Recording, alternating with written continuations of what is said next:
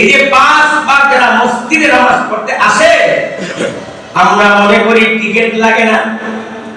কথা বলেন, মসজিদে আযান দেওয়ার পরে মসজিদে আসার জন্য টিকিট লাগে না?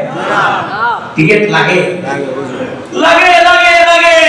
আমরা জানি না এই টিকিট দুনিয়ার কোন সরকারের পক্ষ থেকে দেওয়া হয় না, এই টিকিট আল্লাহর পক্ষ থেকে দেওয়া হয়। সুবহানাল্লাহ। আর মুসলমান ভাইরা, মসজিদে এসে আমরা কি করি? আল্লাহ নবী বলেন, আল মুসাল্লিউনা লিরাব্বা, মুসল্লি নামাজে দাঁড়িয়ে আল্লাহর সাথে কানাকানি কথা বলে। সুবহানাল্লাহ, আল্লাহু আকবার বলেন। বান্দা যখন মসজিদে এসে আল্লাহর কদমে সিজদা করে যায়, আল্লাহু আকবার, ওই মুহূর্তে আল্লাহ বলে, বাইনি ওয়া বাইনা আবদি, আমি এবং আমার বান্দার মাঝখানে লাইসাল হিসাব। বান্দা যখন মসজিদে এসে নামাজে দাঁড়িয়ে আল্লাহর কদমে সিজদা করে যায়, আল্লাহ এবং বান্দার মাঝখানে কোনো পর্দা থাকে না। সুবহানাল্লাহ, আল্লাহু আকবার বলেন। এইজন্য আযান শোনার পরে আল্লাহ রাব্বুল আলামিন কোন বান্দাকে পছন্দ করেন? যারা নামাজ পড়ে না, তারা মনে করে আমি চাইলে নামাজ পড়তে পারি, আমি এখন চাইলাম না, নামাজে গেলাম না, আমি চাইলে মসজিদে যেতে পারি। না না না, আযান শোনার পরে আল্লাহ রাব্বুল আলামিন যে বান্দার সাথে কানাকানি কথা বলতে চান, যে বান্দার গুনাহগুলি আল্লাহ ক্ষমা করতে চান, যে বান্দাকে আল্লাহর কদমে সিজদা করার জন্য যার কপালটাকে কবুল করেন, যার জবানটাকে আল্লাহ পছন্দ করেন, ওই বান্দাকে আল্লাহ তাআলা আযান শোনার পরে মসজিদে আসার জন্য আরশে পাক থেকে আল্লাহ মঞ্জুর করেন। সুবহানাল্লাহ। এজন্য মসজিদে আসা খেলা নয়।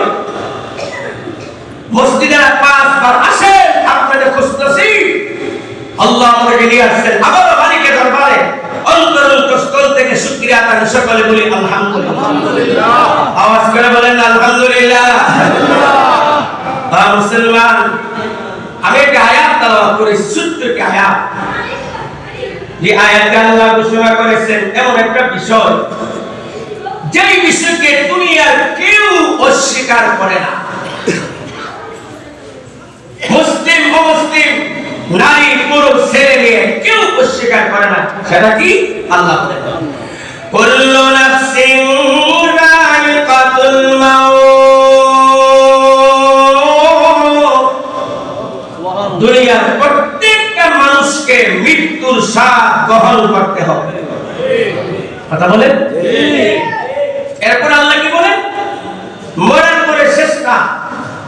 আমরা মনে করি মরার পরে শেষ, কবরে গেলে পচে গেলে মাটি হয়ে যাবে, পোকামাকড়ে খাবে, শেষ না।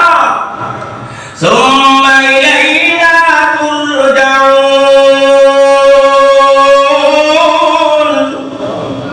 আল্লাহ বলেন মৃত্যুর পরে তোমাদের সকলকে আমি আল্লাহর কাছে ফিরে আনা হবে। মুসলমান, হায়াত রশি আল্লাহ ছেড়ে দিয়েছেন। কাউকে 40 বছর হায়াত, কাউকে 50 বছর হায়াত, কাউকে 60 বছর হায়াত, কাউকে 70 বছর হায়াত। আপনাকে আমাকে মনে রাখবেন, মায়ের গর্ভে থাকা অবস্থায় আপনাকে আমাকে আল্লাহ সুনির্দিষ্ট হায়াত নির্ধারণ করে আল্লাহ দুনিয়াতে প্রেরণ করেছেন। ওই সময় যখন শেষ হয়ে যাবে, আমি আপনি 1000 বার চেষ্টা করলেও বাঁচা যাবে না, দুনিয়া থেকে কবরে যেতেই হবে। বিশ্বাস হয়? আওয়াজ নাই, বিশ্বাস হয়? মৃত্যুর কথা বিশ্বাস হয়? ও যুবক ভাইরা, মরতে হবে কিনা? ভাগা যাবে? হ্যাঁ, করোনার সময় কত মানুষ 10 তলা বিল্ডিং থেকে 6 মাস ঢাকা শহরে 1 বছর পর্যন্ত নিচে নামে না। কথা কিসের ভয়ে বলেন না? কিসের ভয়ে? এমন আমি দেখছি 10 তলা 12 তলা থেকে বাজার সদাই নিচ থেকে রশি বেঁধে উপরে উঠেছে। এরা ভাবতেছে মালাকুল মউত রাস্তা দিয়ে হাঁটলে ধরবো, 10 তলা সিঁড়ি না।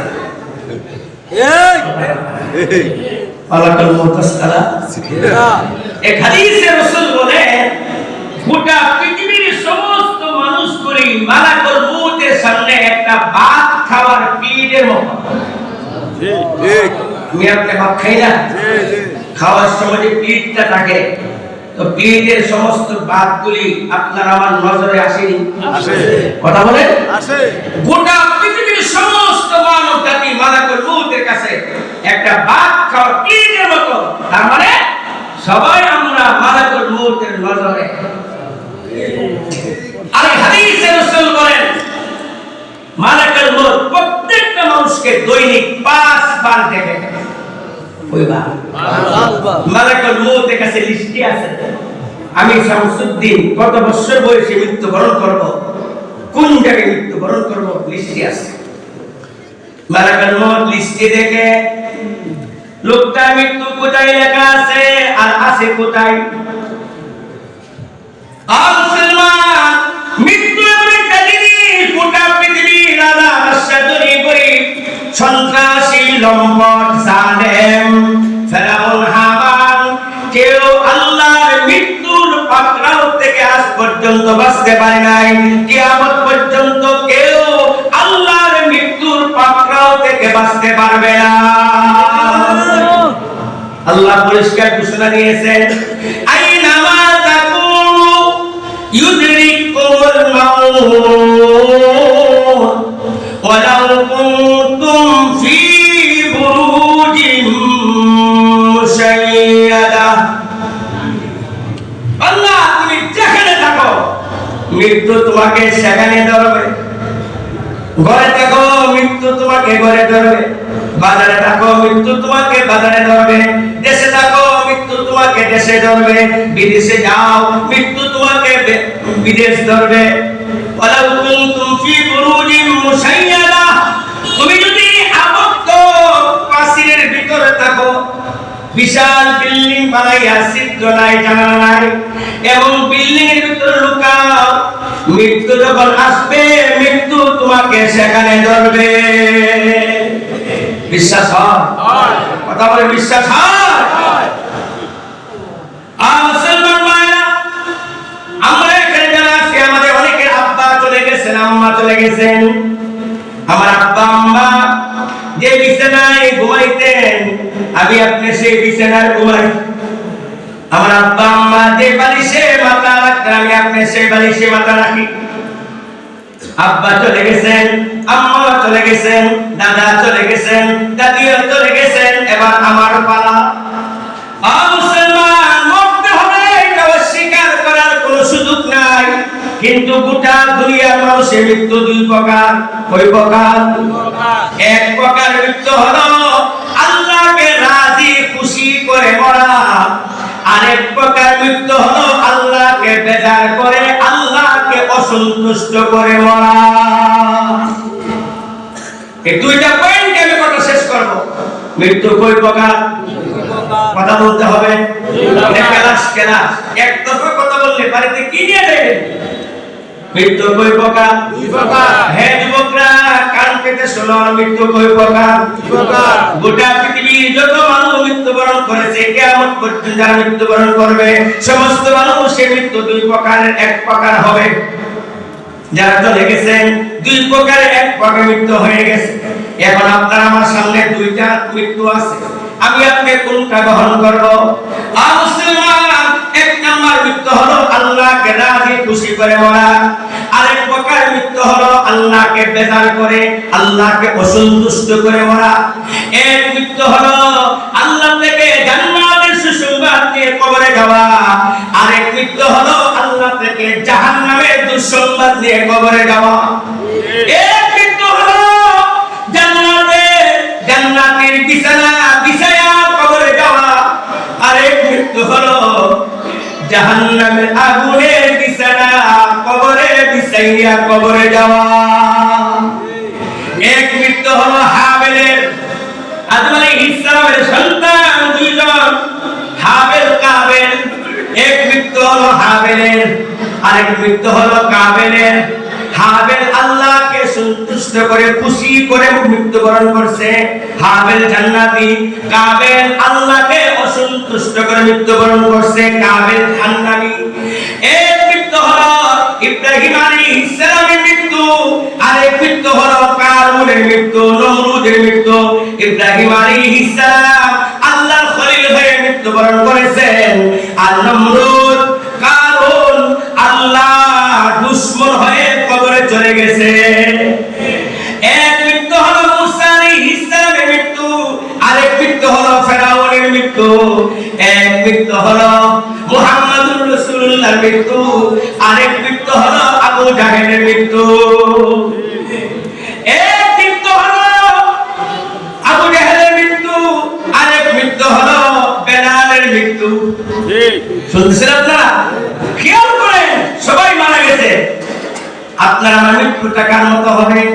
আপনার আমার মৃত্যু কি কাবেলের মতো হবে, ফেরাউনের মতো হবে, হামানের মতো হবে, কারুনের মতো হবে, নমরুদের মতো হবে, আবু জাহেলের মতো হবে, নাকি আপনার আমার মৃত্যু হাবেলের মতো হবে, ইব্রাহিম আলাইহিস সালামের মতো হবে, মুসা কালিমুল্লাহর মতো হবে?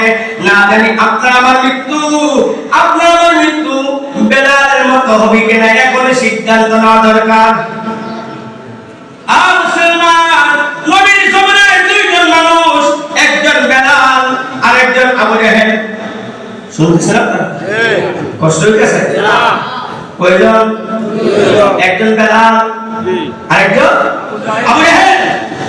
এবার দেখেন তো দুইজনের মধ্যে কি দুনিয়াতে কি পার্থক্য?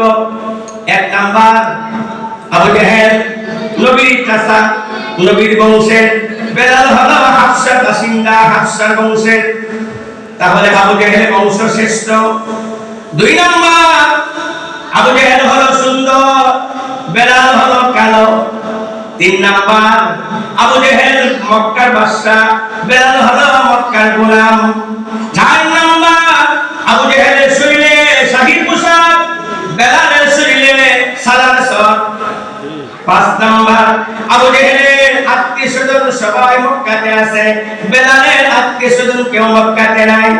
পাঁচ নাম্বার, আবু জাহেলের খাবার বাড়ি ঘরের অভাব নাই, বেলালের মক্কাতে কোনো বাড়ি ঘর নাই। ছয় নাম্বার হলো আবু জাহেলের খাবার অভাব নাই, স্পেশাল খাবার, বেলালের কোনো খাবার নাই। আবু জাহেলের সমর্থক অভাব নাই, বেলালের কেউ সমর্থক নাই।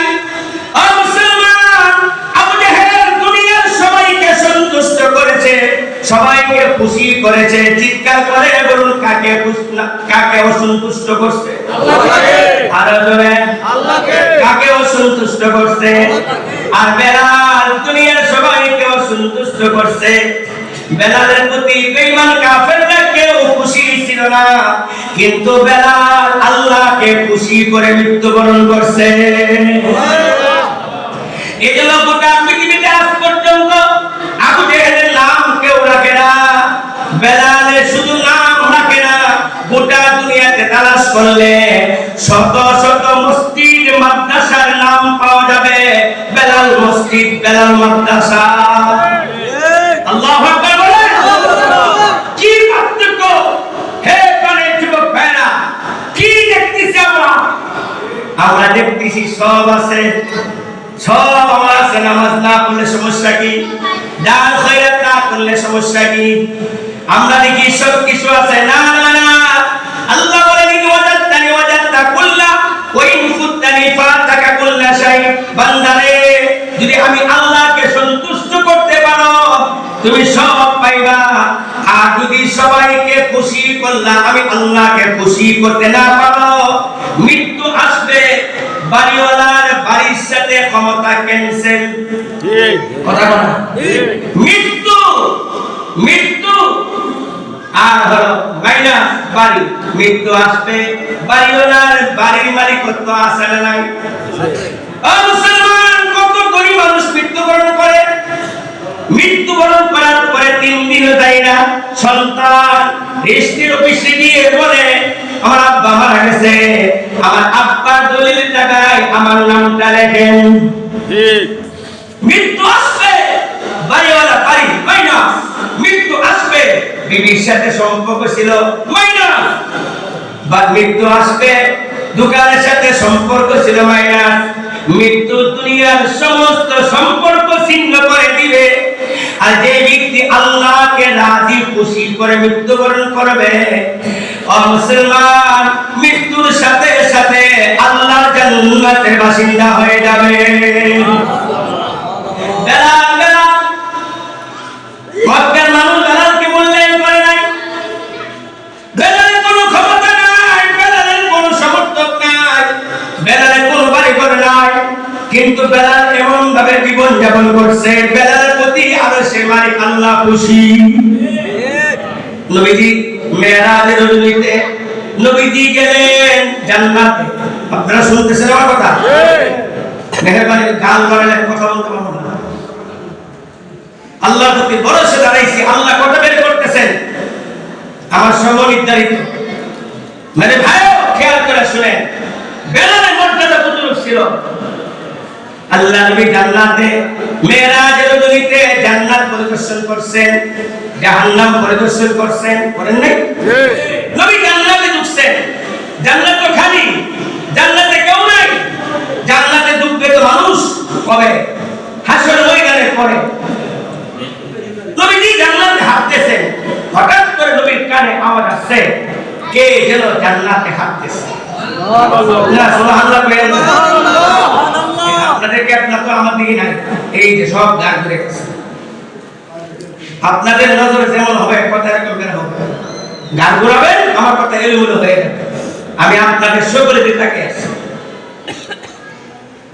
বেলালকে মক্কার কেউ চিনে না, ইতিহাস জানেন আপনারা।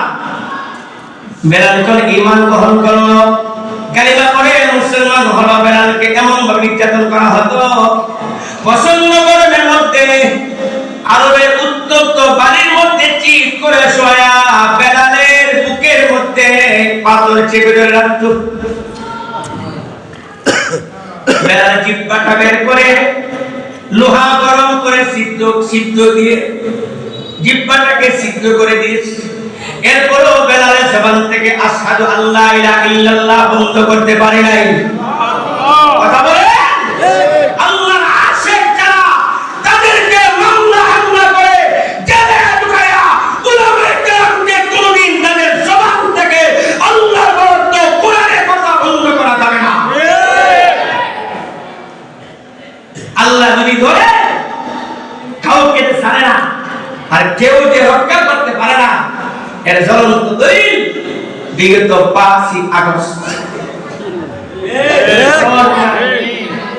5ই আগস্ট বিগত সরকারের প্রধানমন্ত্রী শেখ হাসিনা দেশনাথ থেকে দুনিয়া পর্যন্ত সদা বিরাজমান, নাই যে তাহার কোন শরীক, সর্বশক্তিমান, সর্বপক্ষ প্রতিদ্বন্দ্বী, নাই যে কোন তিনি আল্লাহু আকবার। কাউকে তিনি বানান করে, কাউকে বানান দানি, কাউকে বানান পথের ফকির, কাউকে বানান নারী, সুস্থ সবল কাউকে বানান, কাউকে বানান রোগী, শান্ত সুবাস কাউকে বানান, কাউকে বানান লাগি। হায়াতের মালিক কে? আল্লাহ। ইজ্জতের মালিক আল্লাহ। ক্ষমতা দেওয়ার মালিক আল্লাহ। আল্লাহকে ডাক দেন আল্লাহ। মন থেকে মুসলমান ডাক দেন আল্লাহ। আল্লাহু আকবার, আল্লাহু আকবার। আল্লাহই বড়, ক্ষমতা ছোট, আল্লাহই বড়, প্রধানমন্ত্রী ছোট, গোটা দুনিয়া সব ছোট, একমাত্র বড় কে? আল্লাহ। আমরা সে আল্লাহ করে আল্লাহু আকবার, আল্লাহ। নবীজি জান্নাতে প্রবেশ করলেন, হঠাৎ করে নবীজির কানে আওয়াজ, কে যেন জান্নাতে হাঁটতেছে। সুবহানাল্লাহ। জিবরাইল, হ্যাঁ জিবরাইল, তুমি না আমায় বললে আমি সর্বপ্রথম জান্নাতে প্রবেশ করেছি। হ্যাঁ জিবরাইল, জান্নাতের মধ্যে কে হাঁটতেছে, কার আওয়াজ শোনা যায়?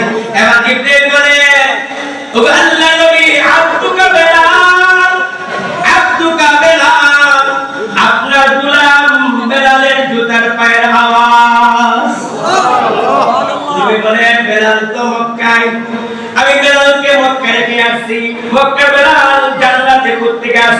এবার ইব্রাহিম বলে ও আল্লাহ নবী বেলাল মক্কায় আছে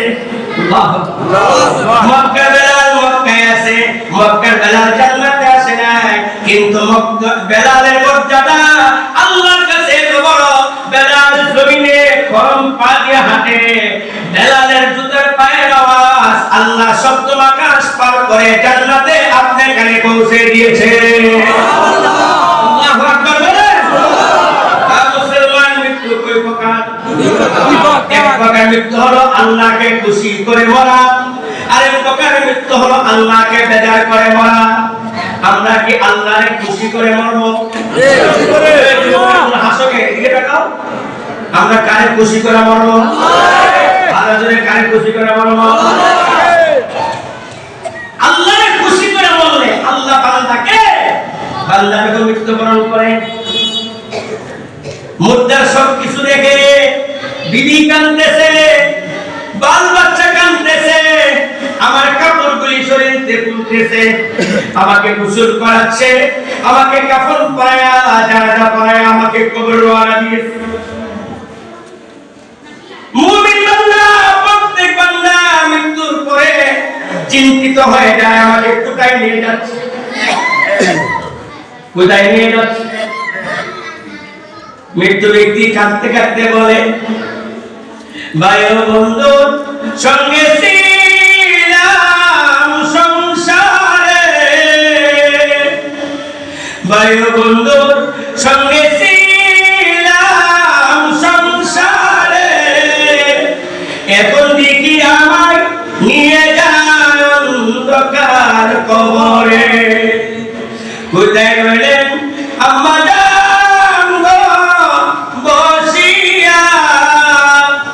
দেঙ্গো দেঙ্গো আপনার দুধের দাগি সারিয়া মৃত্যু বিধি লক্ষ্য করে সবাই কাঁদতেছে কিন্তু কেউ আমাকে রাখার প্ল্যান করে না আমার বিবি কাঁদে আমার বিবি চোখে পানি ধরাচ্ছে কিন্তু আমার বিবি আমার জন্য চুলার মধ্যে গরম পানি ঢাল দিচ্ছে আমার সন্তান কাঁদে আব্বা নাই কিন্তু কেউ আমাকে রাখতে চাই না আমার সন্তান পুত্তরিয়া বাজার থেকে কাপড় কিনতেছে আমাকে বিদায় করার জন্য আমার বন্ধু বান্ধব কাঁদতেছে বন্ধু নাই কিন্তু কেউ আমাকে রাখতে চাই না আমার বন্ধু বান্ধব কবরস্থানে গিয়ে কবর খনন করতেছে ওই মুহূর্তে যারা আল্লাহকে রাজি করে মৃত্যুবরণ করবে আল্লাহ রাব্বুল আলামিন তাদের জন্য আল্লাহ ঘোষণা দিচ্ছেন আল্লাহ বলেন ইন্নাল্লাযীনা ক্বালু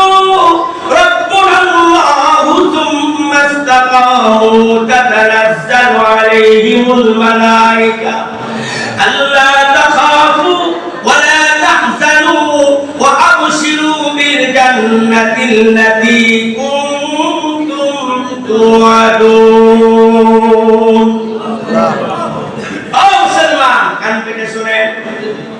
মানুষ যখন কবর ওয়ালা দেয় তার সাথে কেউ যায় না মুমিন বান্দা হোক আর গুনাহগার হোক সবাই চিন্তিত হয়ে যায় আমি কোথায় যাচ্ছি কবর আজকে চিন্তা নাই কবর নিয়ে কোনো আলোচনা নাই অথচ কবর তৈরি চিৎকার করতেছে ইবনে আদম আনা বাইতুল্লাহ আমি আদমের ঘর আনা বাইতুল হাইয়া আমি সাপের ঘর আনা বাইতুল আকরাব আমি বিচ্ছুর ঘর আনা বাইতুল সালাম আমি অন্ধকারের ঘর আনা বাইতুল ওয়াহদা আমি একাকী ঘর আনা বাইতুল ওয়াহশা আমি হলাম ভয়ের ঘর কবর তৈরি চিৎকার করতেছে যে বান্দা দুনিয়ার জমিনে আল্লাহকে রাজি করে জীবন যাপন করেছে যার জীবনের প্রতি আল্লাহ সন্তুষ্ট যার হায়াতের প্রতি মালিক সন্তুষ্ট যার দিনের প্রতি আল্লাহ সন্তুষ্ট যার কর্মের প্রতি আল্লাহ সন্তুষ্ট ওই বান্দার মৃত্যু হওয়ার সাথে সাথে আল্লাহর পক্ষ থেকে আল্লাহ একদল ফেরেশতা পাঠায়া দেন আল্লাহু আকবার বলেন ওই ফেরেশতা যখন এসে এ আল্লাহ বান্দাকে বলে আল্লাহ তাখাফু হে আল্লাহ বান্দা তুমি কোনো ভয় করিও না ওয়ালা তাহজানু তুমি কোনো চিন্তা করিও না ও আবশিরু বিল না। দুনিয়ার জমিনে আল্লাহকে রাজি করার জন্য সুসংবাদ শোনাও, অন্ধকার কবরে যাওয়ার সাথে সাথে তোমার জন্য জান্নাতে দরজা খুলে যাবে। এমন কাল করে মৃত্যুর সময় আল্লাহ রাব্বুল আলামিন ফেরেশতাকে পাঠায়া দেন, ফেরেশতারা আমার বান্দা আমাকে রাজি করে জীবন যাপন করেছে, আমাকে খুশি করার জন্য মন মতো খায়নি, মন মতো শ্রবণ করে নাই, মন মতো বলে নাই, আমি আল্লাহ যেরকম চাইছি এরকম আমার বান্দা জীবন যাপন করেছে। ফেরেশতারা যাও আমার বান্দার মৃত্যুর সময় তার জান্নাতের বাড়িটা তার সামনে ঘুরায় দেখাও। সুবহানাল্লাহ, আল্লাহু আকবার বলেন। আল্লাহু আকবার। মুসলমান যে ব্যক্তি আল্লাহকে রাজি করে মৃত্যুবরণ করবে, অন্ধকার কবরে যাওয়ার পরে মুনকার নাকির তাকে তিনটা প্রশ্ন করবে। মুনকার নাকির প্রথম প্রশ্ন করবে, মা রব্বুকা, তোমার রব কে? বান্দা উত্তর দিবে, রব্বি আল্লাহ, আমার রব আল্লাহ। মান দীনুকা, তোমার দিন কি? বান্দা উত্তর দিবে, দ্বীনুল ইসলাম, আমার দ্বীন ইসলাম। মান হাদার রাসূল আল্লাযী বুইসা ফীকুম, তোমাদের কাছে কোন নবীকে প্রেরণ করা হয়েছিল? বান্দা বলবে, হাদা মুহাম্মাদুর রাসূলুল্লাহ। এই তিনটি প্রশ্ন উত্তর দেওয়ার সাথে সাথে আল্লাহ রাব্বুল আলামিন আরশে পাক থেকে ঘোষণা দিবেন, আনসাদাকা আবদি, আমার বান্দা যা বলে সত্য বলেছে। আল্লাহ তাআলা তিনটা প্রশ্ন উত্তর দিয়েছে, সাথে সাথে আল্লাহ তিনটা নিয়ামতের ঘোষণা দিবেন। এক নম্বর বলবেন, আফিসু ফিয়াসাল জান্নাহ, ও আমার ফেরেশতারা, আমার বান্দা আমি আল্লাহকে খুশি করে জীবন যাপন করছি। চোখের সামনে হারাম ছিল, হারাম খাইনি, হারামের দিকে নজর দেই নাই।